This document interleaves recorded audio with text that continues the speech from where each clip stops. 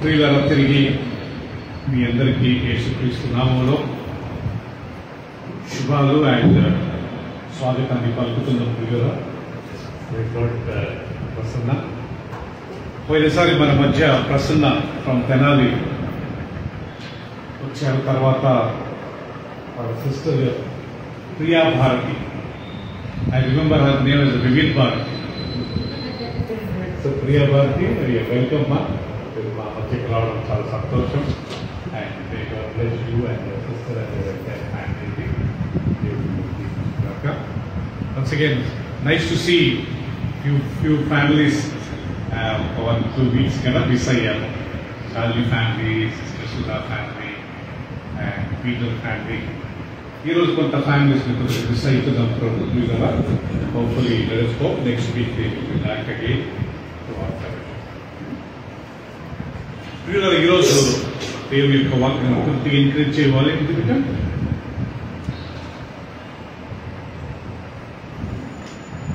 Right, ఈరోజు ప్రియులారా మనం దేవుని యొక్క వాక్యంలో ఇంకొక టాపిక్ ను మనము ధ్యానించుకుందాం. ఏంటి ఆ అంశము, ఏంటి ఆ టాపిక్ అంటే ప్రియులారా, ప్రేయింగ్ ఫర్ వన్ అనదర్. ఒకరి కొరకు ఒకరు మనం ఏం చేయాలంటే ఆనంద్ గారు ప్రార్థన చేయాలి. ఓకే, మొదటి సామ్యూయల్ గ్రంథం ఒకసారి తీసుకుందామంటే అందరూ. ఫస్ట్ సామ్యూయల్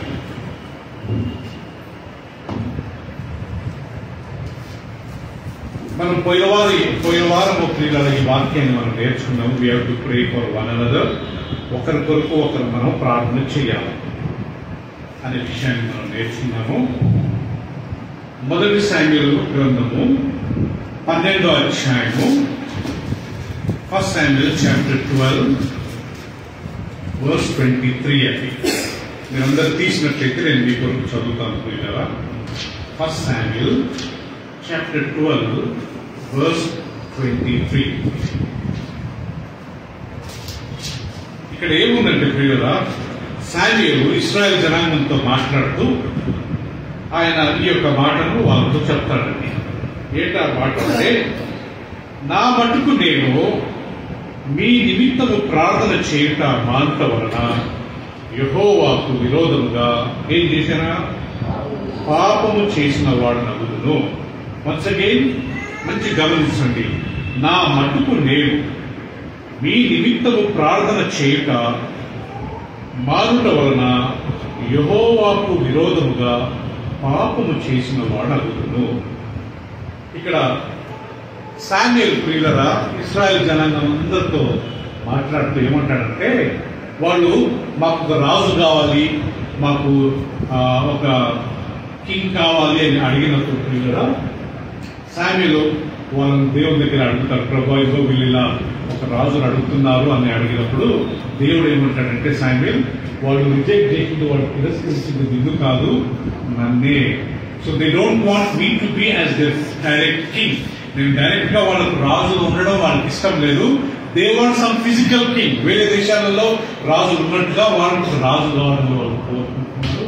వాళ్ళు తిరస్కరించింది నిన్ను కాదు సామ్యూయల్, వాళ్ళు తిరస్కరించింది నన్నే అని చెప్పి, సరే వాళ్ళకి కావాల్సిన ఒక రాజును ఇవ్వండి అంటే, అప్పుడు సామ్యూయల్ ఆ 12వ అధ్యాయంలో రాజు ఒకసారి ఏర్పరచుకోబడ్డ తర్వాత ఆయన మీ యొక్క ఆస్తులు తీసుకుంటాడు, ఆయన మీ పొలంలో పండే పంట తీసుకుంటాడు, మీ మేకలు మీ యొక్క దొడ్లో ఉండే బర్రెలు అన్ని తీసుకుంటాడని చెప్తూ లాస్ట్ ప్రియులారా మీరు దేవునికి విరుద్ధంగా పాపం చేశారు కాబట్టి ఆయన అంటాడు, నేను ఒకవేళ మీ కొరకు ప్రార్థన చేయకుంటే ఒక దేవుని సేవకులుగా ఒక ప్రవక్తగా నేను దేవుని దృష్టికి ఏం చేసిన వాడు అవుతాను పీటర్, పాపం చేసిన. ఇది ఒకటి అందరం గుర్తుపెట్టుకోవాలి పీటర్.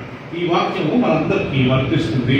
మనం ఇతరుల గురించి మనం ప్రార్థన చేయలేదనుకోండి, కనీసం మన కుటుంబము, మన రిలేటివ్స్, మన సంఘస్థులు వాళ్ళ కొరకు మనం ప్రార్థన చేయకపోతే మన గురించే మనం ప్రార్థన చేసుకున్న వాళ్ళం అయితే బైబిల్ ప్రకారము మనం సెల్ఫిష్ పీపుల్, లేకపోతే మనం పాపం చేసిన వాళ్ళమని ఇక్కడ సామ్యూయల్ దేవుడి సముఖంలో ప్రజల ముందు ఒప్పుకుంటున్నాడు ప్రియులారా. మనం చాలాసార్లు నేర్చుకున్నాం కదా, PRAY ప్రే అనే మాటకు అర్థం ఏంటంట ప్రియులారా, P అంటే ప్రైజింగ్ గాడ్, దేవుడిని ఫస్ట్ స్తుతించాలి. ఒక 2 పాటలు పాడి, 2 పాటలు పాడి, లేకుంటే ఆ వారం అంతా దేవుడు మనకు చేసిన మేలుని బట్టి ఉపకారం ఉన్నాయి కదా. Thank you, sorry.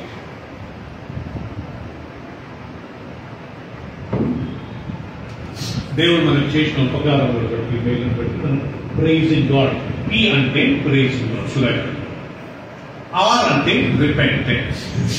అంటే మనం ఒక 2 పాటలు పాడి 2 నిమిషాలు 5 నిమిషాలు ఆరాధించుకున్న తర్వాత రిపెంట్ కావాలి. నేను ఏమైనా తప్పు చేశానా, ఏమైనా పాపం చేశానా, ఈ రోజు పొద్దున్న నుంచి సాయంత్రం వరకు, లేకపోతే ఈ రాత్రి నుండి పొద్దున్న వరకు ఏమైనా తప్పు చేశానా, ఈ రక్తంతో నన్ను కడగని మనం రిపెంట్ అయి పాపాలు ఒప్పుకోవాలి. ఏ ఆస్కింగ్ ఫర్ అదర్స్. మూడవది ఏ అంటే ఆస్కింగ్ ఫర్ అదర్స్. డైరెక్ట్ గా మన గురించి మనం వేడుకోకూడదు అంటే ఆనందంగా వేరేటోళ్ళ గురించి ప్రార్థన చేయాలి. ఎవరు ఆ వేరేటోళ్ళు ప్రియులరా? మన సంఘస్థులు, లేకపోతే మన రిలేటివ్స్, మన బంధువులు, మన చాలా మంది అడిగి ఉంటారు కదా, నా గురించి ప్రేయర్ చేయండి, మా బిజినెస్ గురించి ప్రేయర్ చేయండి, మా పాప మ్యారేజ్ గురించి ప్రేయర్ చేయండి అని మనము ప్రియులరా వాళ్ళు అడిగినప్పుడు వాళ్ళ పేర్లు మనము ఒక దాంట్లో రాసుకొని అయినంత వరకు ప్రియులరా మనము ప్రతిరోజు ఆ కుటుంబం గురించి ప్రార్థన చేయాలి. డైరెక్ట్ గా మన గురించి మనం అడగకూడదు. బైబిల్లో ఎక్కడ కానీ యేసుక్రీస్తు తన గురించి అడిగింది ఒకే ఒక స్థలంలో, ప్రభువా నీ చిత్తమైతే ఈ పాత్రలు నా ఎదురు నుంచి తొలగించండి. అప్పుడు ఆయన వేరొకరి గురించి ప్రార్థించేవాడు. సో పి అంటే ప్రైజింగ్ గాడ్, దేవుని ఆరాధించాలా. ఆర్ అంటే రిపెంటెన్స్, మనం పశ్చాత్తాపడి పాపాలు ఒప్పుకోవాలా. ఏ అంటే ఆస్కింగ్ ఫర్ అదర్స్, వేరే వారి నిమిత్తం ప్రార్థన చేయాలా. వై అంటే యువర్ సెల్ఫ్, చివరికి శాలిని మన గురించి మనం ప్రార్థన చేసుకోవాలి. అది కానీ ఏమైనా ప్రార్థన చేసుకోవాలి మన గురించి, ప్రభువా నేను ఇంకా నీలో ఆత్మీయ ఎదగాల, నేను ఇంకా నీ కొరకు జీవించాలా, నీ వాక్యానికి నేను లోబడాలా, నిన్ను ప్రేమించాలా ప్రభువా అని మన గురించి మనం ప్రార్థన చేసుకోవాలి. మనం ఎప్పుడు మన గురించే ప్రార్థన చేసుకుని మనం వేరొకరి గురించి ప్రార్థన చేయకపోతే ప్రియులారా, దేవుడి వాక్యంలో శామ్యూయల్ అంటాడు, నేను దేవుడి దృష్టిలో ఏం చేసిన వాడనంట, పాపం చేసినవాడు. నేను ప్రియులారా నేను చాలాసార్లు చెప్పాను, నేను మన చర్చ్ మెంబర్స్ మన చర్చ్ మెంబర్స్ ప్రతి ఒక్కరి పేర్లు వారి కుటుంబాలతో సహా నేను నా యొక్క డైరీలో రాసుకున్న డైలీ వాళ్ళ గురించి నేను ప్రార్థన చేస్తాను. సో ఎవరయ్యా మన చర్చ్ లో ఉండే వాళ్ళ పేర్లు అంటే కదా ఒకసారి చదువుతాను, గుర్తుపెట్టుకుంటూ వీళ్ళు ఒరిజినల్ గా మన చర్చ్ మెంబర్స్, వీళ్ళు మొదటి నుంచి కానీ ప్రభురాత్రి పనులలో పాల్గొంటూ రెగ్యులర్గా వచ్చేవారు. నంబర్ 1 ఓకే, ఆల్ఫాబెటిక్ నేను రాసుకున్నాను, చదువుతాను వినండి. సో 1 అలెగ్జాండర్ ఫ్యామిలీ, వాళ్ళు 6 మంది ఉన్నారు ప్రియులారా. రెండోది దేవదానం ఫ్యామిలీ, వాళ్ళు 4 ఉన్నారు ప్రియులారా. తర్వాత 3వది పీటర్ అండ్ ఫ్యామిలీ, అంటే వీళ్ళ పేరు ఫస్ట్ లాస్ట్ నా పేరు అనుకోవద్దు, నాకేదో నేను ఆల్ఫాబెటిక్ గా నేను రాసుకున్నాను. పీటర్ ఫ్యామిలీ 6 మంది. వినోద్ ఫ్యామిలీ వాళ్ళు ఆల్మోస్ట్ 15 మంది అండి. శాలిని అండ్ ఫ్యామిలీ వాళ్ళు 4 మెంబర్స్ కదా, మీ ఇంట్లో 4 ఉన్నారు. లత అండ్ ఫ్యామిలీ వాళ్ళు 3 మెంబర్స్, దిలీప్, దినేష్ అండ్ లత. దాని తర్వాత శ్రీలేఖ అండ్ ఫ్యామిలీ వాళ్ళు 4 ఉన్నారండి. ప్రతాప్ అండ్ ఫ్యామిలీ వాళ్ళు 3 ఉన్నారు ప్రియులారా. Dhanalakshmi and family, okay, యోషిత and Dhanalakshmi. Uday, Supriya and family వాళ్ళు ఒక 4 ఉన్నారు ప్రియులారా. సునీత, మన చర్చ్ మెంబర్ సునీత అండ్ మన రవీందర్ గారు కదా, వాళ్ళ ఫ్యామిలీ వాళ్ళు 4 ఉన్నారు. 5 మెంబర్స్ ఉన్నారు. ఆనంద్, మన బ్రదర్ ఆనంద్ గారు, ఆయన ప్రభురాత్రి పనులు పాల్గొంటూ ఇప్పుడు ఆల్మోస్ట్ 3-4 months నుంచి వస్తున్నారు కాబట్టి I'm praying for them. Jayanthi and family వాళ్ళు 3 ఉన్నారు ప్రియులారా, వాళ్ళ గురించి ప్రార్థిస్తున్నారు. ఆకాష్, ఆయన భార్య, ఆయన 2 పిల్లలు, 4 గురించి రెగ్యులర్ గా మేము ప్రార్థన చేస్తున్నాం. Meghanath and Sudha and family, so we are praying daily for your family గారు. దాని తర్వాత పాస్టర్ షారోన్, వాళ్ళు చాలా ఒక 2-3 సంవత్సరాలు వచ్చారు. We do not know why they stopped, but still we are praying for them అండి. రాజేష్ అండ్ ఫ్యామిలీ వాళ్ళు 2-3 సంవత్సరాలు వచ్చారు, ఎందుకు ఆగారు మాకు తెలియదు. 2-3 సార్లు కాల్ చేశాము, దర్శించాము, వస్తామన్నారు, వాళ్ళు రావట్లేదు. Francis and family, even that family also stop, but still we are praying for them. Raj, Beena and family వాళ్ళు కనీసం 4-5 సంవత్సరాలు మన ఫెలోషిప్ వచ్చారు, తర్వాత దే స్టాప్ కమింగ్. కుమారి, మన పీటర్ వాళ్ళ చుట్టం కుమారి అండ్ ఫ్యామిలీ వాళ్ళు 2 ఉన్నారు. లాజరస్ అండ్ ఫ్యామిలీ, ఆయన చనిపోయారు కానీ ఆయన భార్య, ఆయన 3 పిల్లలు, వాళ్ళ అల్లుడు, వాళ్ళ మనవళ్ళు ఉన్నారు, వాళ్ళ గురించి మనం ప్రార్థన చేస్తున్నాం. స్వర్ణ అండ్ ఫ్యామిలీ, శ్రీలేఖ ఫ్రెండ్ స్వర్ణ వాళ్ళ ఫ్యామిలీ గురించి ప్రార్థన చేస్తున్నాం. ధీరజ్, మన చర్చ్ లో హెల్ప్ చేసే వాళ్ళ ఫ్యామిలీ గురించి ప్రార్థన చేస్తున్నాం. థర్స్డే బైబిల్ స్టడీ ఇమాన్యుయల్ వస్తారండి, వాళ్ళ గురించి మనం ప్రార్థన చేస్తున్నాం. వేడి జయంతి ఫ్యామిలీ, వేడి జయంతి వాళ్ళ చెల్లెలు ఆమె గురించి ప్రార్థన చేస్తున్నాం. వాళ్ళ తమ్ముడు శ్రీను, ఆయన భార్య సోఫీ, ఆయన వాళ్ళ కొడుకు గురించి ప్రార్థన చేస్తున్నాం. జాక్సన్ మా బ్రదర్, మా కో బ్రదర్ అండ్ సవిత వాళ్ళ గురించి ప్రార్థన చేస్తున్నాం. వెరోనికా మా సిస్టర్ ఇన్ లా, వాళ్ళ గురించి ప్రార్థన చేస్తున్నాము. ప్రసన్న పరిమళ ఫ్రమ్ ఒకసారి మీరు ప్రభురాత్రిలో పాల్పొందరు అండ్ చివరికి ఆనంద్ అండ్ స్వప్న వీళ్ళుగా సంఘానికి ఒకే కొన్ని సంవత్సరాలు, ఒక 10 సంవత్సరాలు వచ్చి వాళ్ళు మానుకున్నారు. కానీ ప్రతి ఒక్కరి పేరు నేను రాసుకుని everyday I pray for them. So ఆ రకంగా ప్రియులారా, మీరు కానీ ప్రతి కుటుంబం గురించి ఒకే ఒక లిస్టు రాసుకొని ప్రార్థన చేసుకునేటప్పుడు ఒక్కొక్క పేరు తీసుకొని మనం ప్రార్థించినప్పుడు ఒక రకమైన ఆశీర్వాదం మనకు ఉంటుంది. ఎప్పుడు మన గురించే మనం ప్రార్థన చేసుకుంటే అది మనకు అంత ఆశీర్వాదకరంగా ఉండదు. సో కాబట్టి ప్రియులారా, ఒకవేళ మనకు రియల్ గా చెప్పాలంటే రియల్ గా మన చర్చ్ మెంబర్స్ మనకు 35 ఫ్యామిలీస్ జరిగింది. 35 ఫ్యామిలీస్ ప్రియులారా, వీళ్ళంతా రెగ్యులర్ వచ్చారు అనుకోండి 150 పీపుల్ కంటే ఎక్కువ మన మందిరంలో ఉంటారు. సో వీళ్ళు రెగ్యులర్ రావాలని, మీరు ఒకవేళ కావాలనుకుంటే మన చర్చ్ మెంబర్స్ ప్రేయర్ ప్రియులారా, you can come and afterwards you can come and take a photo. తర్వాత మీరు వెళ్ళి రాసుకోవచ్చు, దాని తర్వాత మనం ప్రార్థన చేసుకోవచ్చు. సో దీన్ని బట్టి వాట్ వి అండర్స్టాండ్ చాలని మనం ఇతరుల గురించి ఏం చేయాలి, ప్రార్థన చేయాలి. యాకోబు పత్రికలో ఒకసారి తీసుకుందాం ప్రియులారా, పోయినసారి మనం నేర్చుకున్నట్టుగా యాకోబు పత్రిక 5వ అధ్యాయము 16వ వచనం.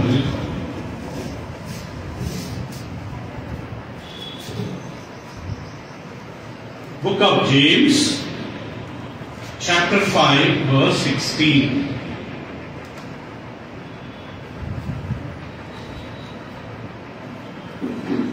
ఒక్కసారి మన మందిరానికి ఎవరైనా వస్తే ప్రియులారా, వాళ్ళ గురించి రెగ్యులర్ గా మనం ప్రార్థన చేయాలి. అండ్ వాళ్ళని దేవుడు ఇంకా ఆశీర్వదించి ఆత్మీయంగా బలపడాలనేది మనం మన గురి అయి ఉండాలి ప్రియులారా. యాకోబు పత్రిక 5వ అధ్యాయము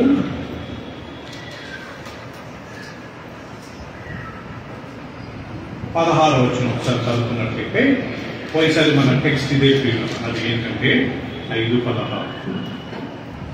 మీ పాపములను ఒకరితోనొకడు ఒప్పుకొనుడి, మీరు స్వస్థత పొందినట్లు ఒకరి కొరకు ఒకడు ఏం చేయండి, ప్రార్థన చేయండి. అక్కడ తర్వాత అంటాడు, నీతిమంతుని విజ్ఞాపన మనపూర్వకమైనదై బహు బలము గలదై. సో ప్రియులారా, బైబిల్లో రాయబడి వీళ్ళు ఎవరైనా సిక్కున్నారా, సంఘపు పెద్దలు పిలిపించి ప్రార్థన చేసుకోవాలి. ఓకే, మనం జ్వరం ఉందో లేకపోతే హెల్త్ బాగాలేదంటే మనకే మనం ప్రార్థన చేసుకోవడం కాదు. బైబిల్లో రాయబడి సంఘపు పెద్దలు పిలిపియాలి. బ్రదర్ నాకు బాగాలేదు, మా మిస్సెస్ బాగాలేదు, వచ్చి ప్రేయర్ చేస్తారా అన్నప్పుడు దేవుని సేవకులు వచ్చి నూనె రాసి ఆ వ్యక్తి గురించి ప్రార్థన చేస్తారు. ఎవరికైనా సంతోషం కలిగినా వాళ్ళు అప్పుడు ఏం చేయాలంట, పాటలు పాడి కీర్తనలు పాడి దేవుని స్తుతించాలి. ఎవరైనా కష్టంలో ఉన్నారా, అతడే ప్రార్థన చేసుకోవాలి.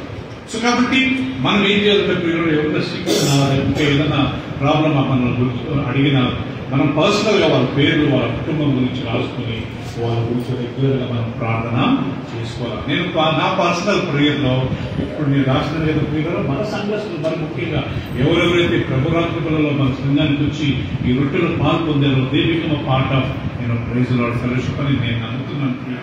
ఒకవేళ వాళ్ళు అలా అనుకుంటారో లేదో కానీ ఐ బిలీవ్ వాళ్ళ ఆత్మీయ ఎదగాలి, దేవుడు రాజ్యంలో ప్రవేశించాలి. అందుకని మనం ఇతరుల గురించి ప్రార్థించినప్పుడు మనం సెల్ఫిష్ గా ఉండమండి. లేకపోతే ఎప్పుడు మన గురించే లేకపోతే మన ఫ్యామిలీ గురించే మనం ప్రార్థన చేసుకుని ప్రియులరా, అది మనకు ఆశీర్వాదకరంగా ఉండదు. పోయిసారి మనం ఏం నేర్చుకున్నాము, యోగు గురించి నేర్చుకున్నాం. ఏమి నేర్చుకున్నాం యోగు గురించి?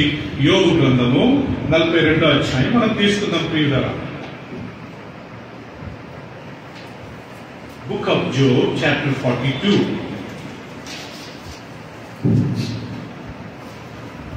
ఇక్కడ యోగు ఏమని ప్రార్థించాడు, ఎవరి గురించి ప్రార్థించాడని మనం గమనిస్తే యోగు 42వ అధ్యాయము 10వ వచనం అందరూ గమనించండి. యోగు 42:10. ఒకసారి మనం చూసుకున్నాం కదా ఈ వాక్యము.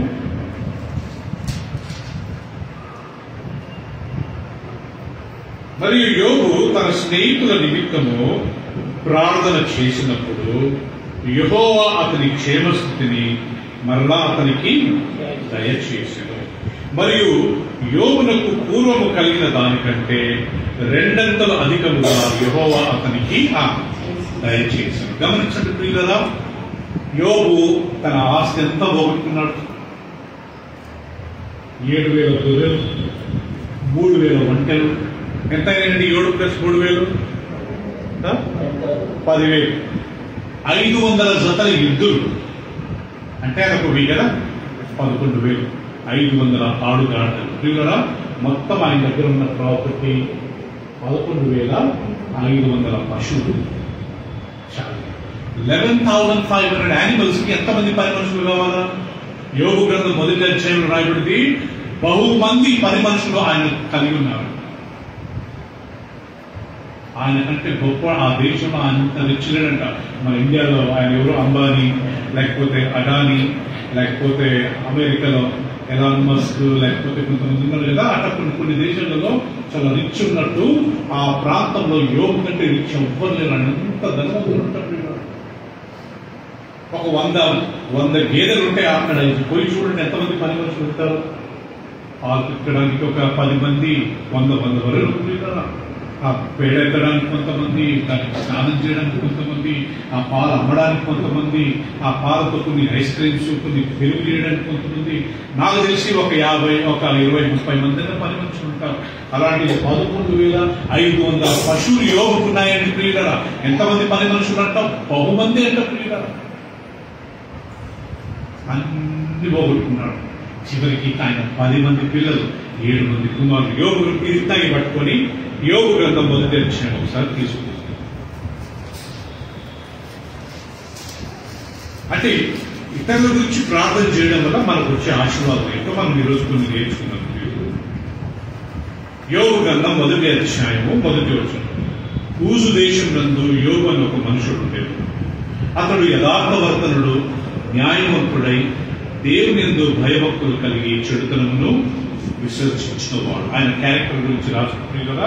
ఆయన ఎలాంటి వాడు అంటే ప్రియులారా, ఆయన యథార్థవంతుడు, రెండోది న్యాయవంతుడు, మూడోది దేవుని యందు భయభక్తులు కలిగి, నాలుగోది చెడుతనమును విసర్జించిన వాడు. ప్రియులారా, యోబు క్యారెక్టర్ ఇది. ఆయన ఎక్కడోడు? ఊజు దేశం ఆయన దేశం. ఊజు అనేది ప్రియులారా ఇరాక్ ప్రాంతంలో ఉండేది. అబ్రహాము ఊరు, అబ్రహాం ఉన్న పేరు, ఆయన గ్రామం పేరు యూఆర్, ఊరు. తెలుగులో ఊరు అని రాశారు. యోబు ఉన్న ఊరు పేరు ఊజు. ఊజు, ఊరు ఇవన్నీ మెసొపొటేమియా ప్రాంతంలో ఉండేది. ఏదైనా మెసొపొటేమియా ప్రాంతం అంటే ఒకప్పుడు ఇరాక్ అండి, ఇప్పుడున్న ఇరాక్. అంటే మన పూర్వీకులు, మన పితరులు ఏదేదో తోట, ఆదాము అవ్వలు ఇవన్నీ జరిగింది యెరూషలేములో కాదు, ఇరాక్ ప్రాంతంలో. సో బైబిల్లో యెరూషలేము కంటే ఇరాక్ ప్రాంతం గురించి చాలా సార్లు రాయబడ్డది ప్రియులారా. సో యోబ్ ఈజ్ బేసిక్లీ ఫ్రమ్ ఇరాక్. ఆయన క్యారెక్టర్ యథార్థవంతుడు, న్యాయవంతుడు, దేవుని యందు భయభక్తులు కలిగి చెడుతనమును విసర్జిస్తాడు. రైట్. ఆయన ప్రాపర్టీ గురించి చూద్దామా ప్రియులారా? సారీ, ఆయన ఫ్యామిలీ బ్యాక్గ్రౌండ్. అతనికి 2వ వచనం, అతనికి 7 కుమారులను 3 కుమార్తెలు కలిగి. ఓకే, సో మొత్తము 7 + 3 ఎంతమంది అంట? 10 మంది పిల్లలండి. 4వది ఆయన యొక్క ప్రాపర్టీ, ఆయన యొక్క పొజిషన్ చూద్దాం.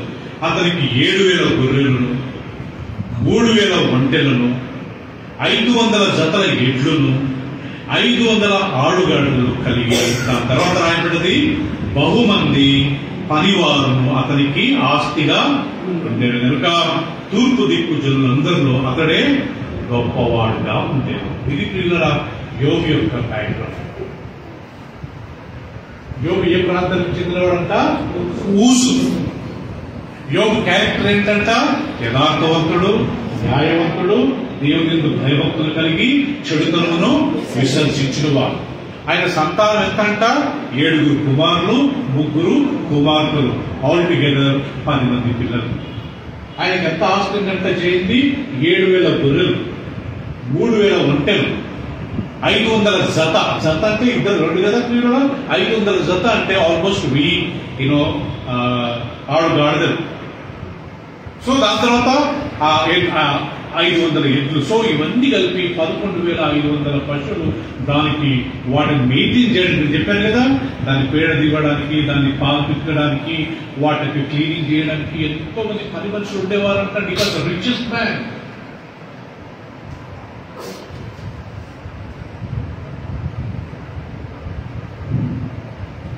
అలాంటిది ప్రియుల యోబు. దేవుడు ఆయన శోధించాడంట. సాతాను వెళ్ళి దేవుడి దగ్గర పర్మిషన్ తీసుకుంటాడు. ఆయన నిజంగా నేను ఇష్టపడతాడా లేదా ప్రభువా, ఐ వాంట్ టు టెస్ట్ అంటే దేవుడు అన్నాడంట, పో. ఆయన ప్రేమను చేసుకుంటే ఆయన ప్రాణాన్ని మాత్రం ముట్టద్దు. ఆయన ప్రాణం మార్చేటోడు. సో వెళ్ళి లాస్ట్ ప్రియులరా యోబు కూర్చున్నప్పుడు ఒక రోజు కూర్చున్నప్పుడు ఒకడు వచ్చి అన్నాడంట, అయ్యా నీ మేకలన్నీ వేస్తున్నప్పుడు ఒకే పరలోకం నుండి ఒక నిప్పు వచ్చి అన్ని గొర్రెల మేకల్ని కాల్చేసి నేను ఒక్కొని బ్రతికి పరిగెత్తుకుంటాను. గుర్తుపెట్టుకోండి, ఒకే రోజు, ఈవెన్ ఒక రోజే కాదు పిల్లల, ఫ్యూ అవర్స్ అండి. మొత్తం యోగుకున్నదంతా ఫ్యూ అవర్స్ అయ్యి మీకు 1 అవర్ అనుకుంటాను ప్రియుల. అతడు ఇంకా మాట్లాడుచుండగా ఇంకొకడు వచ్చాడంట. చూద్దామా ప్రియుల వాక్యం? 13 వచ్చామండి. అందరు గమనించండి.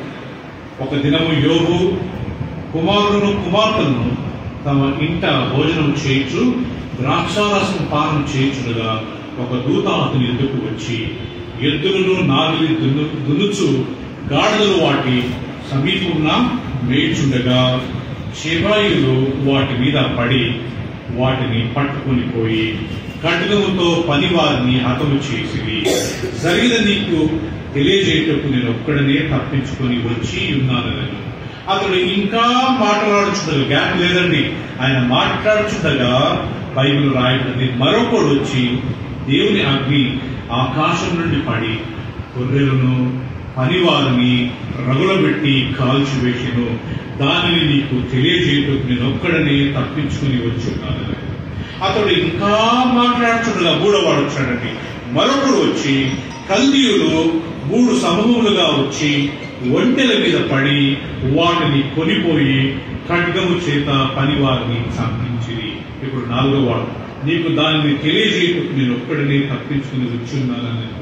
అతడు మాట్లాడుచుండగా వేరొకడు వచ్చి నీ కుమారులను నీ కుమార్తెలను తమ అన్న ఇంట భోజనం చేయుచు ద్రాక్షారసము పానం చేయించుండగా గొప్ప సుడిగాలి అరణ్య మార్గంగా వచ్చి ఆ ఇంట 4 ఊరలను కొట్టగా అది యవనస్తుల మీద పడినందున వారు చనిపోయేది.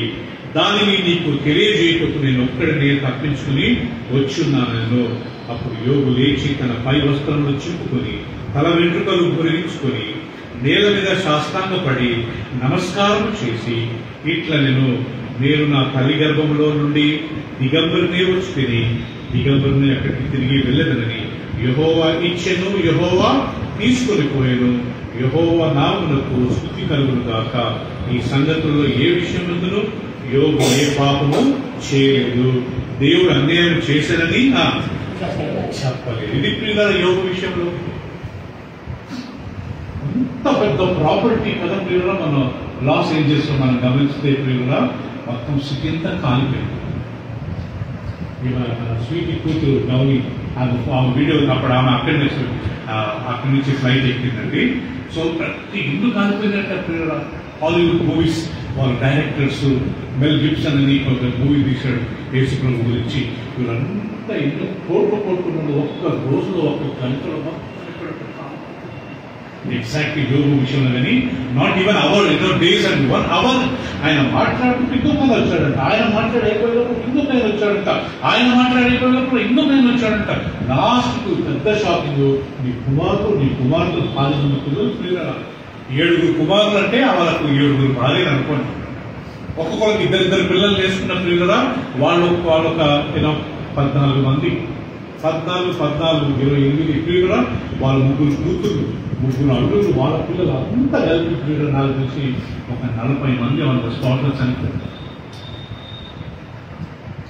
సరే ప్రాపర్టీ పోయిందంటే మళ్ళీ ప్రాపర్టీ సంపాదించుకోవచ్చు, గొర్రెలు పోయినాయి, బైకులు పోయినాయి, మళ్ళీ సంపాదించుకోవచ్చు. మనుషులు తెచ్చుకుంటామా 10 మంది పిల్లలు తెచ్చుకుంటాం అంటే ఘోరం పిల్లలుగా మన పిల్లలకి ఏమన్నా అయితే మనం తట్టుకోలేని పిల్లలు భరించలేము. మనకేమైనా పర్లేదు కానీ మనం మాత్రం మన పిల్లలకి ఏమన్నా అయితే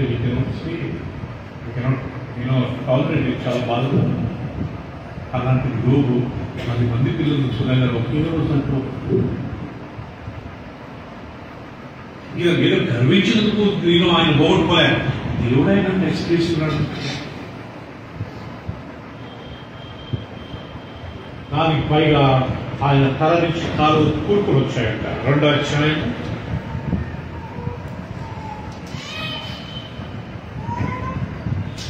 ఒకసారి 2వ అధ్యాయం తీసుకున్నామండి. మొదటి వచనం మొదటి వచనమండి. దేవదూతలు యెహోవా సన్నిధిని నిలిచిపెట్టి వచ్చిన మరి ఒక దినము తటస్థింపగా వారితో కూడా అపవాది యెహోవా సన్నిధిని నిలిచిపెట్టి వచ్చెను. యెహోవా నీవు ఎక్కడి నుండి వచ్చితవని వారిని అడగగా అపవాది భూమిలో ఇటు అటు తిరుగులాడుచు అందులో సంచరించు వచ్చితనని యెహోవాకు ప్రత్యుత్తరం ఇచ్చెను. అందుకు యెహోవా నీవు నా సేవకుడైన యోబు సంగతి ఆలోచించుతివా? అతడు యథార్థవర్తుడు న్యాయవంతుడును దేవుని యందు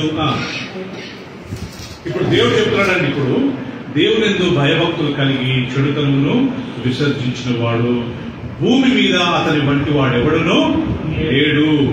ఓకే, నిష్కరణముగా అతనిని పాడు చుట్టుకుని నన్ను ప్రేరేపించినను అతడు ఇంకానూ తన యథార్థతను వదలక నిలకడగా ఉన్నాడని అపవాది చర్మము తన ప్రాణమును కాపాడుకున్నట్టుకై తనకు కలిగిన యావత్తును నరుడించును కదా.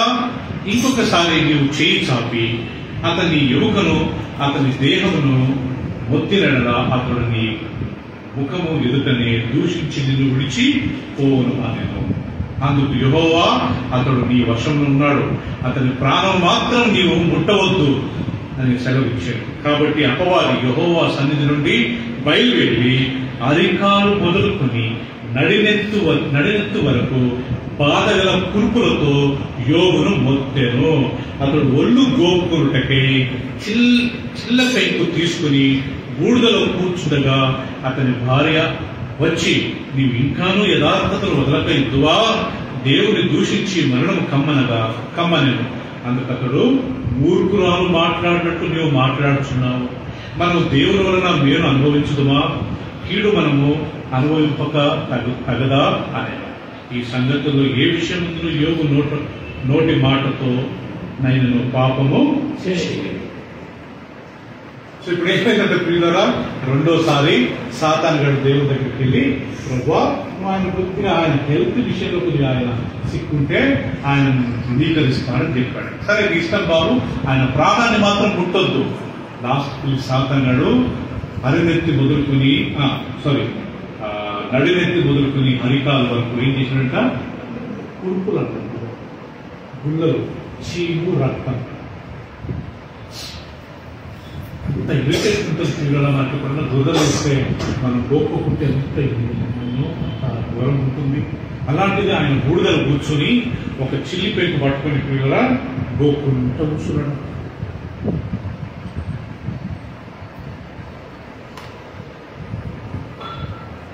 గోపుకుంటూ కూర్చున్నాడు. కనీసం భార్య అప్పుడు వచ్చి ఆయన కొద్దిగా ఆదరించినంత బాగుంటుండే. భార్య వచ్చి అంతదంతా నువ్వు అంటే ఆయన ఆమె తెలిసిపోయింది, ఆస్తి పోయింది, పిల్లలు పోయారు, వీళ్ళకి హెల్త్ పాడైపోయింది, వీళ్ళు బతకడు అనుకుని ఆమె ఏమనుకున్నదో, బాబు నువ్వు ఇంకా భక్తి భక్తి భక్తి అనుకుని దేవుడు దేవుడు అంటున్నావు, దేవుడిని చెప్పించి చావు. అది యాక్చువల్ మన భాషలో చెప్పాలంటే మరణం కమ్మనే ఉంది ఇక్కడ. బట్ యాక్చువల్ గా ఇక్కడ ప్రాబ్లం ఏంటంటే నువ్వేం దరిద్రుడు రా బాబు, దేవుడు నీకు ఇంత చేశాడని ఇంకా దేవుడు దేవుడు అనుకుంటావు, ఏం భక్తిగా నీ బాడీ భక్తి పాడుగా అని చెప్పి దేవుడిని చెప్పించి చావు. అప్పుడు యోగ ఎంత చక్కటి మాట, మూర్ఖురాలు మాట్లాడినట్టు నువ్వు మాట్లాడు. బైబిల్లో ప్రియులరా ఒక 3 పేర్లు దేవుడు రాయలేదట. ఈ మొహాల పేరు, రెండోది లోతు భార్య అంట. లోతు భార్య ఆ రోజు లోతు సంపాదించినంత వెళ్ళి సొదొమ గొమొర్రా మొత్తం ఇన్వెస్ట్ చేశాడండి. దేవుడు ఆ పట్టణాన్ని కాల్చినప్పుడు ఈ ప్రాబ్లం ఏంటంటే ఇన్ని సంవత్సరాలు అబ్రహాంతో ఉన్న సంపాదించినంత కాలిపోయిందా అని ఎనికి తిరిగి చూసిందంటే పిల్లరా ఆమె ఉప్పు స్తంభంగా మారుతుంది. ఇప్పుడు ఇజ్రాయెల్ దేశంలో ఈ యెరూషలేము టూర్కి వెళ్ళిన వాళ్ళంతా ఆ యొక్క ఆ ఉప్పు స్తంభం ఇప్పుడు ఉందంట రాతిగా మారుతుంది. Because she was very worldly minded. ఎప్పుడు చూసిన డబ్బు డబ్బు డబ్బు డబ్బు ప్రాబ్లం ఈమె గారు అంతే. ఎప్పుడు చూసిన డబ్బు డబ్బు ఆస్తిపోయింది, పిల్లలు పోయి చనిపోయారు, అయినా ఈమెకు ఒళ్ళు మీద ఈ కురుకులు వచ్చాయి, ఇంకా వీడేం బతుకుతాడని చెప్పి she was money minded lady. She said I don't want to accept this fact అని చెప్పి ఆయన దేవుడు శపించమంటాడు. మూర్ఖురాలు మాట్లాడినట్టు మాట్లాడు. రైట్. దాని తర్వాత ఏం జరిగిందంట ప్రియులరా, యోబుకు 4 స్నేహితులు ఉన్నారంట. ఎవరు ఆ 4 స్నేహితులు? ఎందుకు నేను చెప్తున్నానంటే ప్రియులరా, మనం ఇతరుల కొరకు ప్రార్థన చేస్తే మనకు వచ్చే బ్లెస్సింగ్ ఏంటో చూద్దాం. 11వ వచనమండి, 2:11. తేమానీయుడైన ఎలిఫాజు, షిహియునుడైన బిల్దాదు, 3వ పేరు ప్రియులరా అక్కడ వాళ్ళు యోగు 3 స్నేహితులు అతని గురించి వచ్చారంట. తర్వాత వాళ్ళు వచ్చి యోగు దగ్గరికి వచ్చి కూర్చొని, యోగు ఎక్కడున్నాడు? బూడిదలో కూర్చున్నాడు, గోనపట్ట కట్టుకున్నాడు. బ్రదర్, ఎందుకు బూడిదలో కూర్చుని గోనపట్ట కట్టుకున్నారంటే ఆ రోజులలో ఈ యొక్క కుష్ఠరోగం వచ్చిన వాళ్ళు లేకపోతే కురుపు వచ్చిన వాళ్ళు బయటికి వెళ్ళకూడదు, బ్యాక్టీరియా స్ప్రెడ్ అయితే అంటు వ్యాధి. వీళ్ళు బూడిదలో కూర్చుంటే ఆ బ్యాక్టీరియా బయటకు వస్తే బూడిదలోనే స్టక్ అయిందంట. అది వేరే స్ప్రెడ్ కాదంట.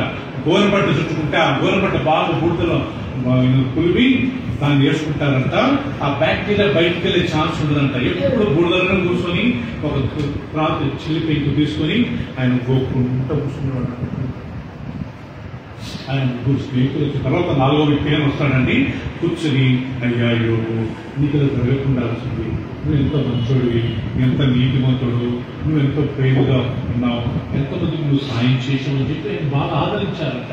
కానీ 42వ అధ్యాయానికి వచ్చే లోపల వీళ్ళు యోగులు బాగా క్లాస్ వీక్కున్నారంట. ఏమని?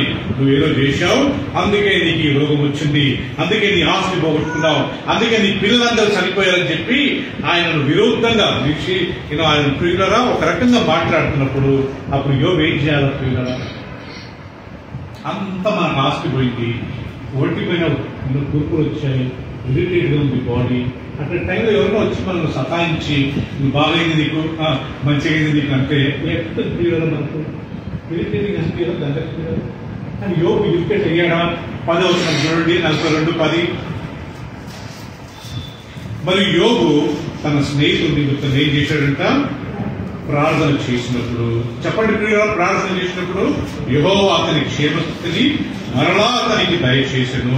మరి యోగులకు పూర్వము కలిగిన దానికంటే 2 అంతలు అధికముగా యెహోవా అతనికి. అది ప్రియులారా, ఆయన ఏమేమి పోగొట్టుకున్నాడు? అవును, డబల్ ఇచ్చాడంట సుధగా. మొదట ఆయనకి ఎన్ని గొర్రెలు ఉన్నాయంట? ఇప్పుడు మనం చదివే కదండి, 7,000 గొర్రెలు. ఇప్పుడు ఎన్ని చూద్దామండి? 12వ వచనం అండి. యెహోవా 42:12. యెహోవా యోబును మొదట ఆశీర్వాదించిన కంటే మరి అధికంగా ఆశీర్వాదించెను. అతనికి 14,000 గొర్రెలు. ఫస్ట్ ఏంటంట? దేవుడు వాక్యం స్పష్టంగా ఇప్పుడు 14,000 ఉన్నాయంట. ఫస్ట్ 7 ఉంటే ఇప్పుడు 14. రెండవది 6,000 ఒంటెలు. అంటే ఫస్ట్ ఎన్ని ఉన్నాయి చెప్పండి ప్రియులారా? 3. 1000 జతల ఎద్దులు. మనం ఇందాక ఎంత చూసాము? 500 జతలు. ఇప్పుడు ఎన్ని ఉన్నాయి? 1000 జతలు అంటే 2,000. అంతేనా? లాస్ట్ కు 1000 ఆడగలరు. మొదట ఏంటంటే కదా పీటర్ ఆల్మోస్ట్ దేవుడు ఆయన జస్ట్ ఆయన 1 గంటలో అన్ని పోగొట్టుకున్నాడు. ఇక్కడ బైబిల్లో రాయబడింది ఇమ్మీడియట్ గా దేవుడు ఆయన క్షేమస్థితిని మరలా కలిగించి 2 ఇచ్చాడంట. రైట్. 13వ వచనం. మరియు అతనికి 7 కుమారులు 3 కుమార్తెలు కలిగాయి. ఫస్ట్ ఎంతమంది ఉంటే 7 మంది కుమారులు, 3 ఇప్పుడు పిల్లలు డబ్బలేదు, పిల్లలంతా కరెక్ట్ 7 మంది. అది అద్భుతం చూడండి. ఆ బాయ్స్ వల్ల కరెక్ట్ 7 మంది అంట, గర్ల్స్ 3 అంటారు కదా. కరెక్ట్ ఆ 10 మంది పిల్లలు దేవుడు మీకు లేచి వాళ్ళు ఫస్ట్ చనిపోయారు. ఇప్పుడు క్వశ్చన్ ఏంటంటే, యోగు వల్ల 10 మంది పిల్లలు పుట్టారే, ఆ ఫస్ట్ వైఫ్ అయినా లేకపోతే ఈయన ఇంకొక వైఫ్ చేసుకున్నాడా? అది పెద్ద సీక్రెట్ ఈ రోజు తెలియదు. నాకు తెలిసి ఆ ఫస్ట్ ఆమె లేదనుకుంటాను. Probably must have married 1 more లేదు. ఆ రోజుల్లో పెద్ద పాపం ఏం కాదు. దేవుడు ప్రజలకు చూపించాలా ఆయన హోప్ ఉన్నది, నేను 2 ఇచ్చానని. వీళ్ళరా మీరు నాకు తెలిసి ఇది నా పర్సనల్ అభిప్రాయం అండి. So probably must have married సమాధానం లేని మళ్ళా ఈయనకు 10 మంది పిల్లలు, కుమారులు, 3 కుమార్తెలు. ఇంకొక బ్యూటీ ఏంటంటే ఆ కుమార్తెలు ఎలాంటి వారంటే ప్రియులరా, అతనికి 7 కుమారులు, 3 కుమార్తెలు. అతడు పెద్దదానికి ఎమీమా అనియు, రెండవ దానికి ఎజియా అనియు, మూడవ దానికి కెరంపు అనియు పేర్లు పెట్టాను.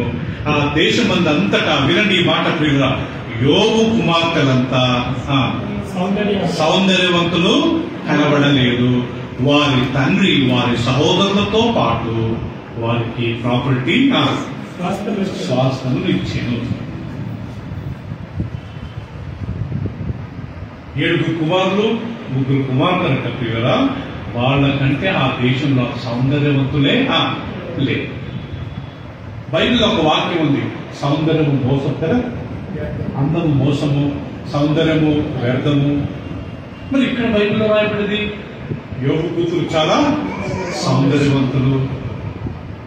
సౌందర్యం పాపం అయితే, అందము మోసకరం అయితే దేవుడు అందగా పెట్టేవాడు మొదలుతుంది.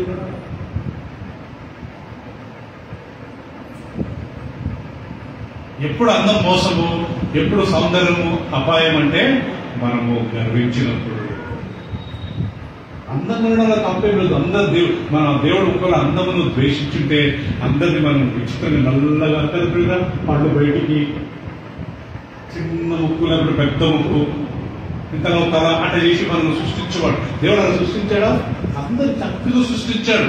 అందం మోసం కాదు. ఎప్పుడు అందం మోసము, అద్దం ముందు నిలబడి నన్ను మించిన లేదని ఎప్పుడైతే అనుకుంటామో అది మోసం.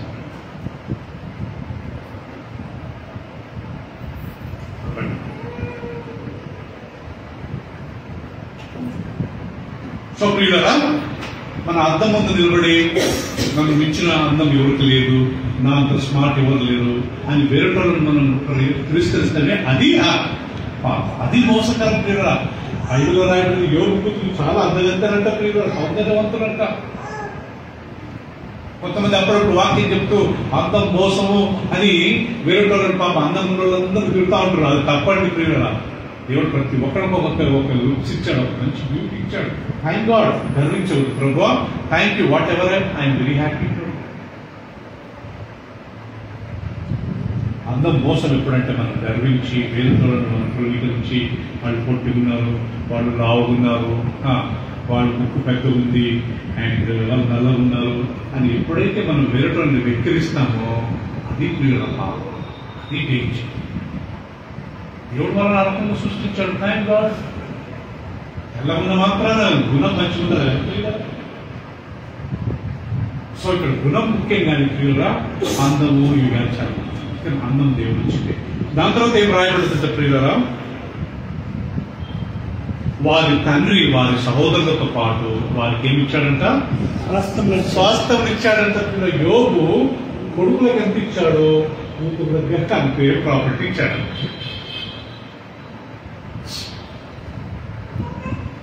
నో పార్షాలిటీ, ఎలాంటి భేదము, ఎలాంటి ఆయన డిస్క్రిమినేషన్ లేదు ప్రియులరా. ఒక తండ్రిగా మన క్రైస్తవుల ఈరోజు మనం చెప్పాల్సింది ఏంటంటే, కూతురుకి కొడుకుకు ఈక్వల్ గా మనం ప్రాపర్టీ ఇవ్వాలా. మా పాపం పెళ్లి చేసి పంపించామంటే ఈ ఇల్లంతా నా కొడుకు పేరు మీద రాశాను అని చెప్పడం చాలా క్రిస్టియన్స్ మనం చేయవద్దు. నాన్ క్రిస్టియన్స్ ప్రభువుని తెలవని వాళ్ళు మన ఇండియాలో మనకుండే ఒక సాంప్రదాయం ఏంటి తెలుసండి, పాపం అమ్మాయికి 2 లక్షలు కట్టు ఇచ్చి పెళ్లి చేసి పంపిస్తారు. ఇన్న తర్వాత వాళ్ళు ఏమంటారంటే, అమ్మాయికి మేము ఒక 2 లక్షలు ఇచ్చామండి అయిపోయింది. ఉన్న 2-3 కోట్లు కొడుకుకు రాసిస్తారు. రేపు భార్య వస్తుంది తన్నేసి పంపేస్తారు.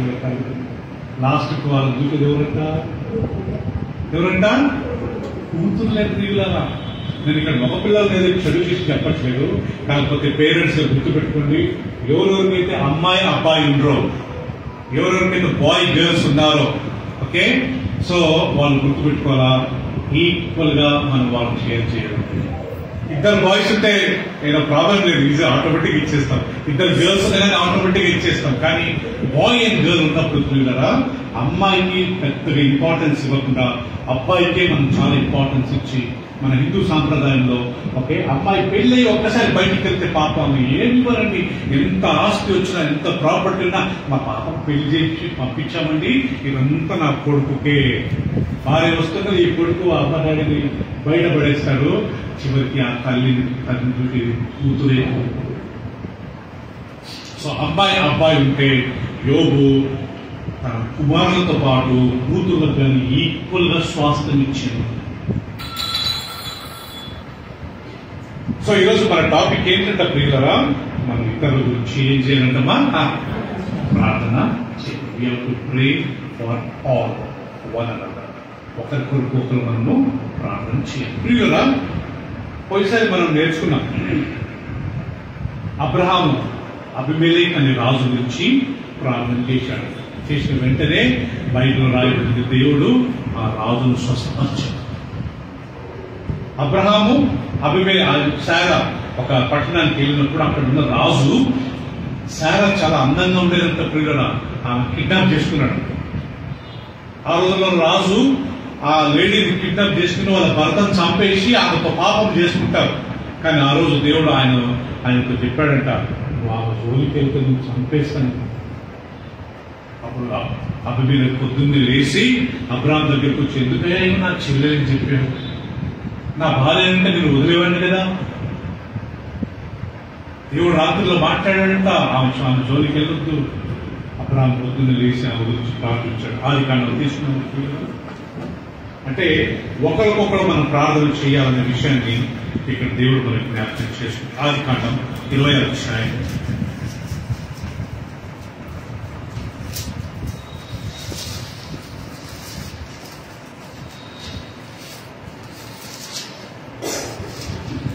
17వ వచనం.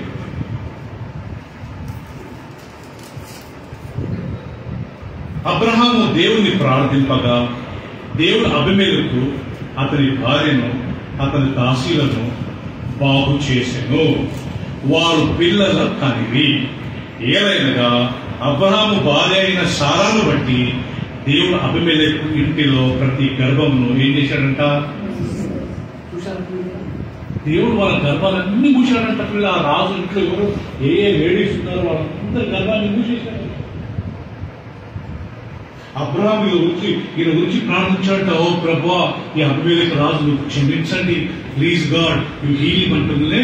మరి ఏ రోగం ఉండడం మనకు తెలియదు, దేవుడు ఆయన స్వస్థపరిచాడంట. అంతేకాకుండా ఆయన భార్యను స్వస్థపరిచి వాళ్ళ గర్భాలన్నీ తెచ్చాడు. తర్వాత చేస్తాడు giving birth to children. So ఒకరికొకరు ప్రార్థన చేసుకోవాలి. రెండోది మనం పోయిసారి నేర్చుకున్నాం ఏంటంటే ప్రియులారా, మోషే మొదటి భార్య చనిపోయింది, జిప్పోరా చనిపోయింది. ఈ మ్యారీడ్ అనదర్ విమెన్. ఎవరామె? కూషు దేశస్తురాలు. కూషు అనే మాట ప్రియులారా ఎథియోపియా. ఎథియోపియా అంటే ఆఫ్రికా. ఆఫ్రికాలో ఉంటుంది ఎథియోపియా. ఎథియోపియాలో ఉన్నంత బ్లాక్స్ తెలుసు కదా, బ్లాక్స్ ఎలా ఉంటారో ఆమెను చేసుకున్నాడంట మోషే. అందుకు మిరియం ఆహారంలో ఆయన విరోధంగా మాట్లాడాడు. ఏమని మాట్లాడాడు? పోయి నల్ల పిల్లని చేసుకున్నాడా, అమ్మాయి లేదా మన దేశం అని చెప్పి ఏదో మాట్లాడుతున్నారు. దేవుడు విన్నాడు. విని మీరందరు ముగ్గురు ప్రత్యక్ష గుడారానికి రండి, మందిరానికి రండి అంటే అందరు ముగ్గురు పోయారు. దేవుడు ప్రియులరా ఆ యొక్క మేఘాలలో నుంచి వచ్చాడు. వచ్చి మీరు ఎంత ధైర్యంలో బాబు నా సేవకుల గుర్తుగా మాట్లాడుకోండి. వాళ్ళు ఏమన్నారట, ఆయన ఒక్కడైనా సేవకుడు, మేము సేవకులం కాదా, ఆయన ఒక్క ద్వారానే దేవుడు మాట్లాడాడు, మా ద్వారా దేవుడు మాట్లాడలేదా అని దేవుడు విన్నాడంట. పిల్లరా ఎంత ధైర్యం మీరు. దేవుడు కోపం చెల్లిపోయాడంట. ఆహారం కాకుండా మిరియంకు కుష్ఠరోగం వచ్చింది. సంఖ్యాకాండము 12వ అధ్యాయము ప్రియులకు సాక్షి తీసుకున్నాము. అంటే ఒకరికొకరు మనం ప్రార్థన చేయాలా అనే విషయాన్ని నేను హైలైట్ చేస్తున్నానండి. ఇక్కడ సంఖ్యాకాండం 12వ అధ్యాయం. ఆమె కుష్ఠరోగం వచ్చింది. దేవునికి సేవకులకు విరుద్ధంగా మాట్లాడినందుకు చివరికి అహరోను ఏం చేశాడంట ప్రియులరా?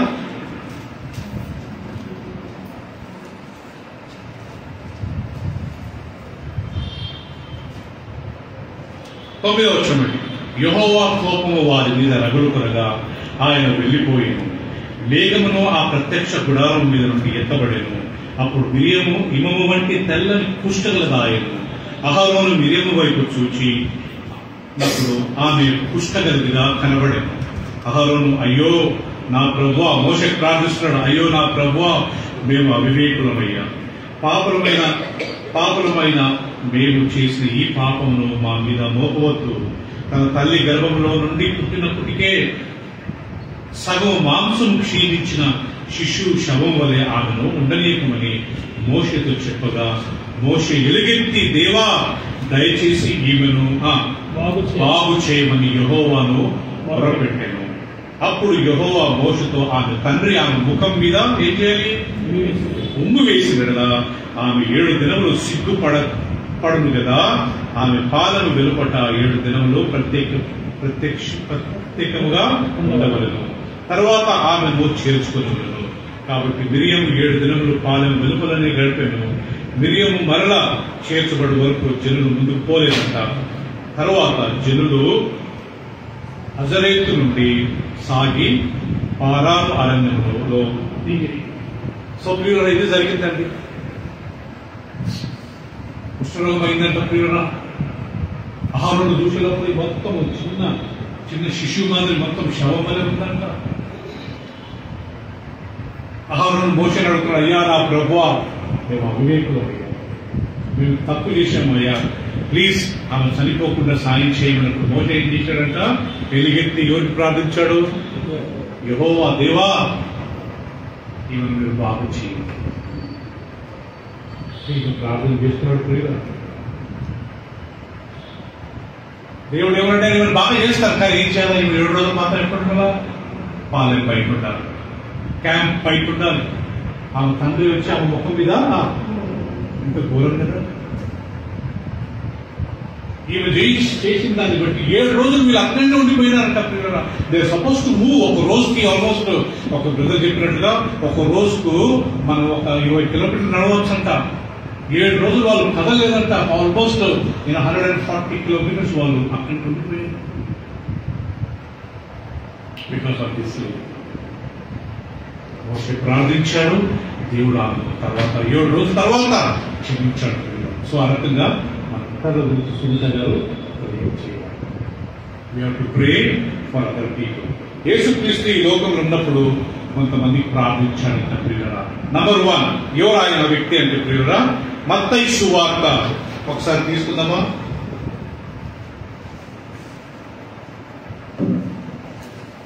8వ అధ్యాయము.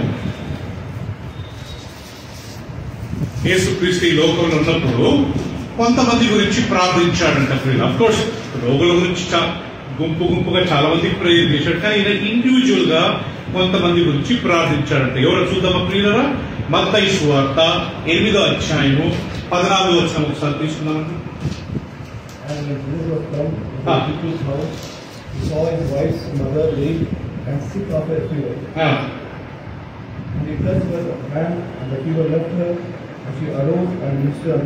రైట్. తర్వాత యేసు, అందరూ గమనించండి 14వ వచనము. తర్వాత యేసు పేతురింటిలో ప్రవేశించి జ్వరముతో పడి ఉన్న అతని అత్తను చూచి ఆమె చెయ్యి ముట్టగా ఆమె జ్వరమేమను విడిచెను. అంతటా ఆమె లేచి ఆయనకు ఉపచారము చేయసాగింది. ఇది పిల్లల యేసుక్రీస్తు ఇండివిజువల్ గా పేతురింటికి వెళ్ళాడంటే హీ వెంట్ ఫర్ విజిటింగ్స్. మీకు ఎంతమందికి తెలుసలేదు, యేసుక్రీస్తు ఈ లోకంలో ఉన్నప్పుడు ఇల్లు దర్శించేవాడు. He went to Peter's house, Peter's mother in law's house. He went to Lazarus house. ఒకరోజు లాస్ట్ వీక్ వాకింగ్ చెప్తుంటే మార్త వంట చేస్తుంటా, మరేం వచ్చి ఎదురుగా కూర్చున్నదంట. మార్త వచ్చిన తర్వాత కంప్లీట్ ఇస్తుంది కదా ప్రభు, ఈ ఒక్కతే నేను ఒక్కనే పని చేసుకుంటున్నాను. ఆ రకంగా యేసు ప్రభు జకర్యాను దర్శించాడు కదా. ఈ హ్యాడ్ లంచ్ విత్ దెమ్. యేసుక్రీస్తు కొన్ని ఇల్లు దర్శించాడు. కపెర్నహూములో చాలా మంది ఇల్లు దర్శించబడ్డారు. So Jesus prayed for this లే. సెకండ్లీ, పేతురు గురించి ప్రార్థించాడంట ప్రియులారా. లూకా సువార్త 22వ అధ్యాయం. యేసుక్రీస్తు గురించి ఇంకొకళ్ళ గురించి ప్రార్థించాడు. ఎవరది అంటే లూకా సువార్త 22వ అధ్యాయం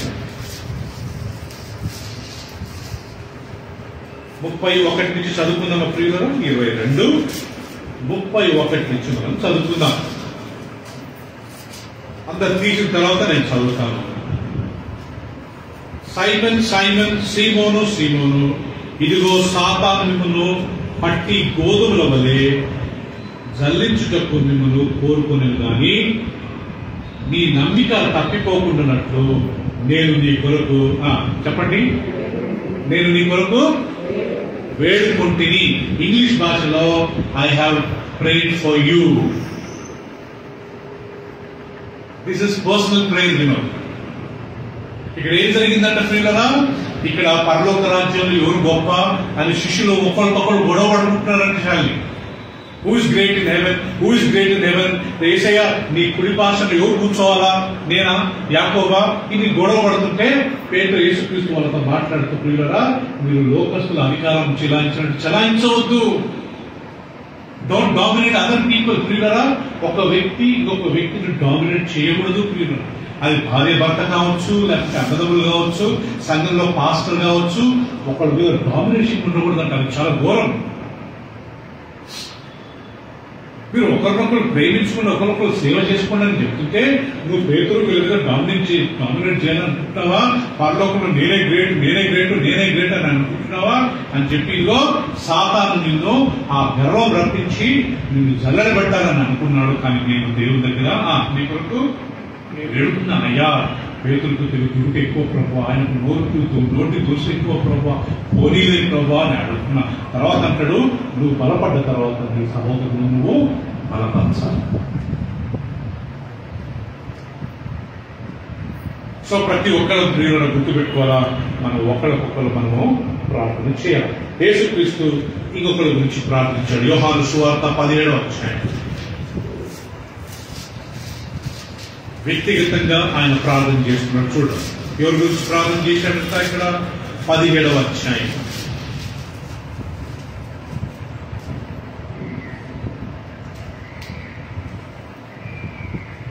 26వ వచనం చూడండి ప్రియురా.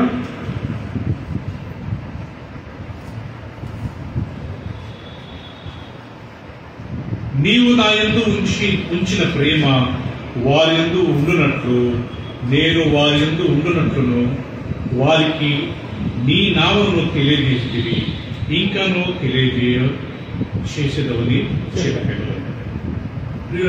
24వ వచనం. తండ్రి నేనెక్కడ ఉందనో అక్కడ నీవు నాకు అనుగ్రహించిన వారును నాతో కూడా ఉండవలనని నీవు నాకు అనుగ్రహించిన నా మహిమను వారు చూడవలనని కోరుచున్నాను. జగత్తు పునాది వేయబడక మునిపే నీవు నన్ను ప్రేమించినవి. నీతి స్వరూపము తండ్రి, లోకము నన్ను ఎరగలేదు, నేను నిన్ను ఎరుగుదును.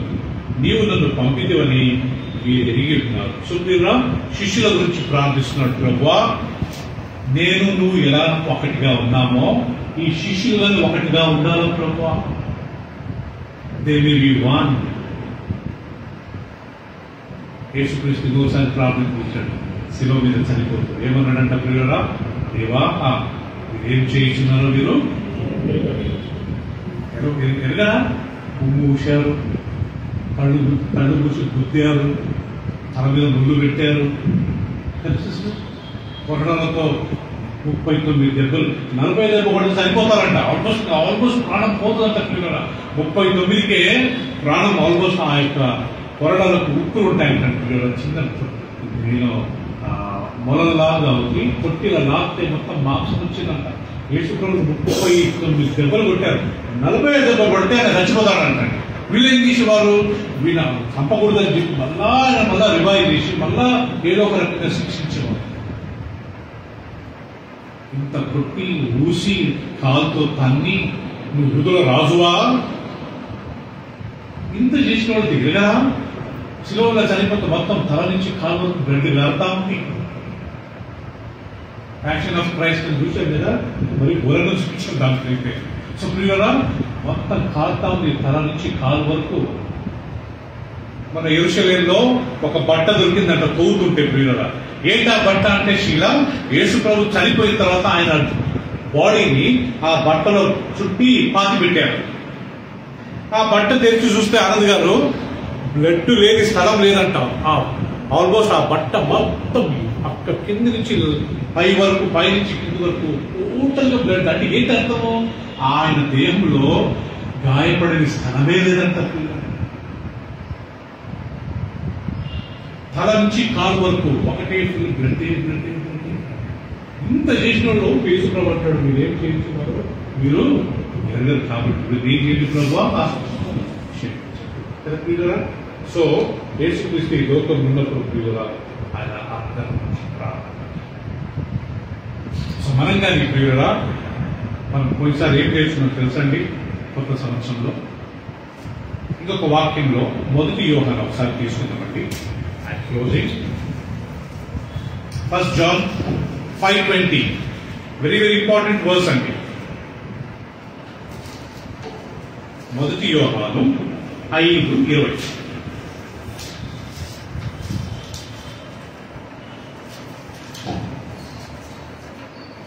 The Father loves the Son and shows him all things that himself there, and he will show him. Brother, 1 John, brother. 1 యోహాను. దేవుని కుమారుడైన యేసుక్రీస్తు నందున్న సత్యవంతుని యందున్నాను. ఆయనే నిజమైన దేవుడు. సిస్టర్ సారీ అండి, 4:20 చదవండి సుధా గారు. 4:20 అండి. ఎవడైనను నేను దేవుని ప్రేమించుచున్నానని చెప్పి, ఎవడైనను నేను దేవుని ప్రేమించుచున్నానని చెప్పి తన సహోదరుని ద్వేషించిన ఎడల, తన సహోదరుని ద్వేషించిన ఎడల అతడు అబద్ధికుడగును. తాను చూసిన తన సహోదరుని ప్రేమింపని వాడు, తాను చూచిన తన సహోదరుని ప్రేమింపని వాడు తాను చూడని దేవుని ప్రేమింపలేడు. బాబు ఎంత చక్కగా ఉందండి వాక్యం. ఎవడైనా నేను దేవుని ప్రేమించుచున్నానని చెప్పి తన సహోదరుని ద్వేషించిన అతడు ఎవరంట ప్రియులరా? ఎవరు చెప్పండి? అబద్ధికుడు. తాను చూచిన తన సహోదరుని ప్రేమింపని వాడు తాను చూడని దేవుణ్ణి ఎలా ప్రేమిస్తాడు ప్రియులరా? అంటే అర్థం ఏంటి ఇక్కడ ప్రియులరా? పీటర్, మన సహోదరులతో మనం మంచి సంబంధం కలిగి ఉండాలి. అదే విధంగా దీని అర్థం, నేను ఈ ముద్దనే మంచిగా లేకుండా ఈయనతో మంచిగా మాట్లాడకుండా అదే ద్వేషము అదే పాలు పెట్టుకొని మనం అలా చేస్తే కనబడే సహోదరుని ప్రేమించుకుంటే కనబడని దేవుణ్ణి మనం ఆరాధించినా ప్రేమించినా మనం చెప్పినా అది వాస్తవమేనా?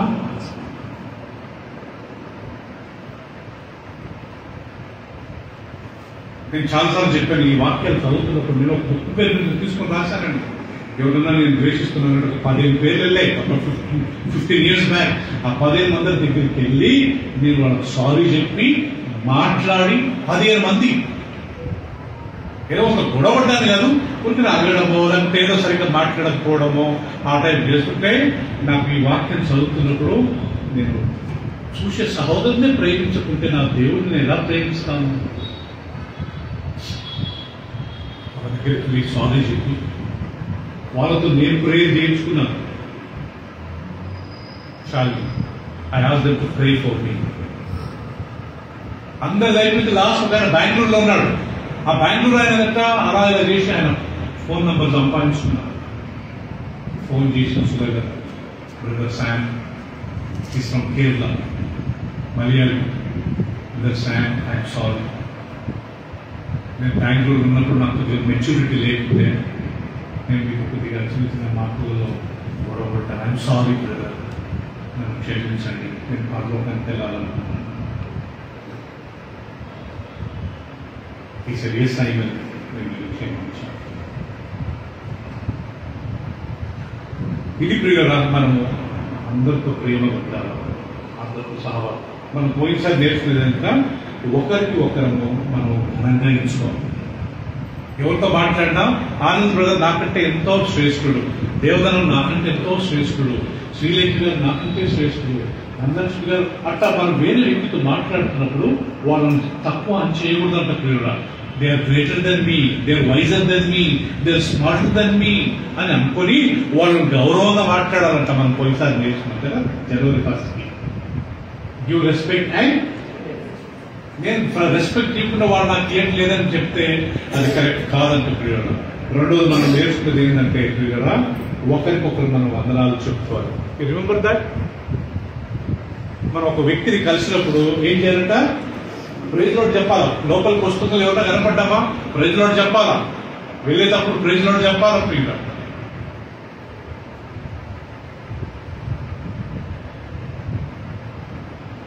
మనం గౌరవించకుండా ప్రియులరా ఒకరికొకరు మనం బిల్ చేయకుంటే చూడని దేవుడు నేను ప్రేమిస్తాను.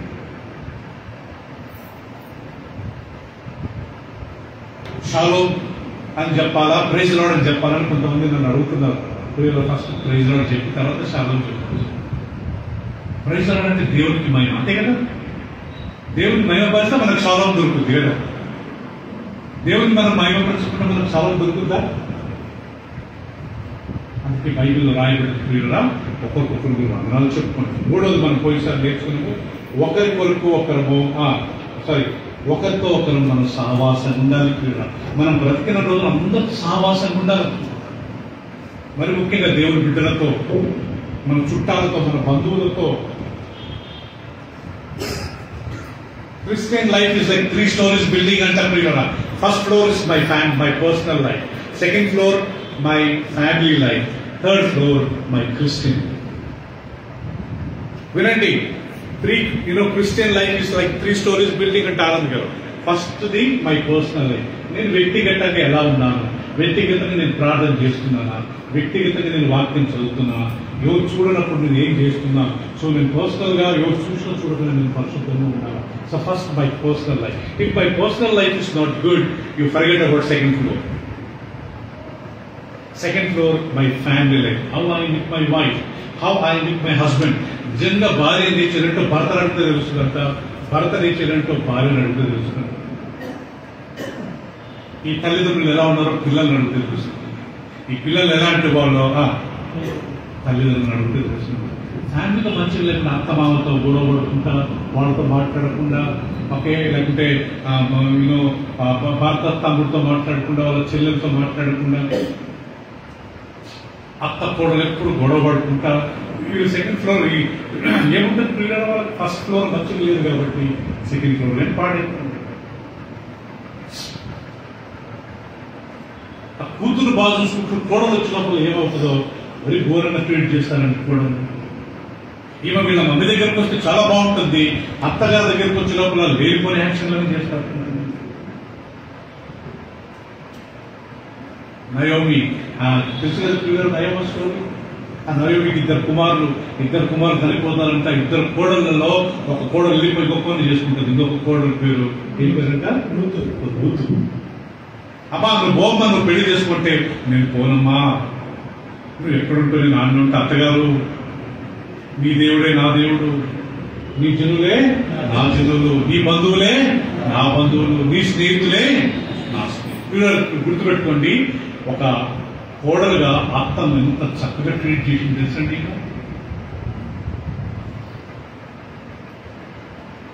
నీ జనులే నా జనులు, నీ స్నేహితులే నా. నేను ఒకటి నేర్చుకున్నది ఏంటంటే, మన స్నేహితులు వేరే వాళ్ళ స్నేహితులు మనకు స్నేహితులు కావచ్చు, అండ్ వేరే వాళ్ళ శత్రువులు మనకు శత్రువులు కావచ్చు. నాకు ఇవ్వ పడదండి, వేరే వాళ్ళు ఇంత మంచిగా మాట్లాడుతున్నారు, నేను వాళ్ళ మీద కోపడానా? No, they have all the rights to enjoy నాకు ఆమె పడకపోవచ్చు, కానీ బైబిల్ ప్రకారం దేవుని వాక్యం ప్రకారం మనం అలా ద్వేషించకూడదు ప్రియుల. Your friend can be my friend, your enemy should not become my enemy. మన శత్రువు వేరే వాళ్ళ శత్రువు నాకు శత్రువు కాకూడదు, అది వాక్యం ప్రకారం తప్పు. మూడవది ప్రియుల, మనము నేను పోయిసారి చెప్పాను, మనం సహవాసం ఉంటే మనకు బ్లెస్సింగ్ ఏంటి. రేపు మన మంచి ఫంక్షన్ జరిగిందనుకున్నాను, అందరూ వస్తారు. రేపు మనకు సావైందనుకోండి, అందరూ రావాలి.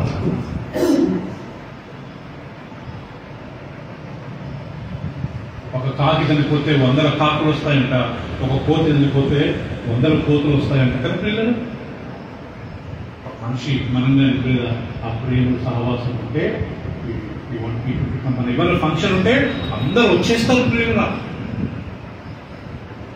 దాని తర్వాత మనం ఒకరికొకరు సహవాసం కాకుండా సమాధానం ఉండాలా ప్రియుల. మనం సమాధానం లేకపోతే ఇప్పుడే మనం చదివినాము, చూసే దేవుణ్ణి ప్రేమించుకుంటే చూడని దేవుడు ఆ మనుషులని ప్రేమించుకుంటే చూడని దేవుడిని ఎలా ప్రేమించగలరు. ఒకరినొకరు మనం క్షమించుకోవాలి. ఒక్కరికి ఏమైనా తప్పులు జరిగినాయా మర్చిపోవాలి అంతే. బైబిల్లో రాయబడింది, నేను మరలా మీ పాపాల జ్ఞాపకము చేసుకున్నాను.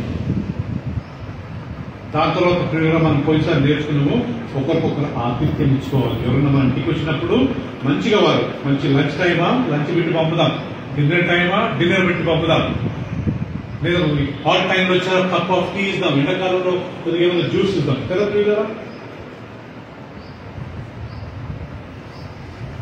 మా ఇంటికి వస్తే ఏం చేస్తావు, మీ ఇంటికి వస్తే ఏం ఇస్తావు, దాన్ని మనం విలువ చేస్తాం ప్రియుల. మీ ఇంటికి వచ్చినా నేనే ఇస్తా, మా ఇంటికి వస్తే నేనే ఇస్తా కదా ప్రియుల. దాని తర్వాత మనం పోయిసారి నేర్చుకున్నాము, ఒకరితో ఒకరు మనం మనసు కలిగి ఉండాలి కదా ప్రతాప్. ఆయనకి ఏమైతే నాకేంటి ఆయన గుర్తుకుంటుంది ప్రియుల. ఎవరైనా బాగాలేదా ఇమ్మీడియట్గా కాల్ చేద్దాం, మనకు తెలిసిద్దా. నేను పోయిసారి చెప్పాను, ఎవరైనా ఇంట్లో సిక్ అయితే, ఎవరికైనా అనారోగ్యం అయితే, ఏదైనా యాక్సిడెంట్ అయ్యి మనకి ఇన్ఫర్మేషన్ వచ్చింది అనుకోండి ప్రియులరా, ఇమ్మీడియట్ గా వాళ్ళ దగ్గరికి మనము వెళ్ళాలి, కాల్ చేయాలి. నాకు చెప్పలేదే యాక్సిడెంట్ వాడు ఎందుకు చెప్తారా బాబు కదా ప్రసన్న. ఆ యాక్సిడెంట్ అయ్యి కాలేజీ ఏడుస్తాడు, హాస్పిటల్లో పడతాడు, నాకు చెప్పలేదే బ్రదరు. అవు బాబు ఈ బ్రదర్కి జ్వరం వచ్చి హాస్పిటల్లో అడ్మిట్ చేయడం బాబు, ఎట్లా చెప్తాడు బాబు.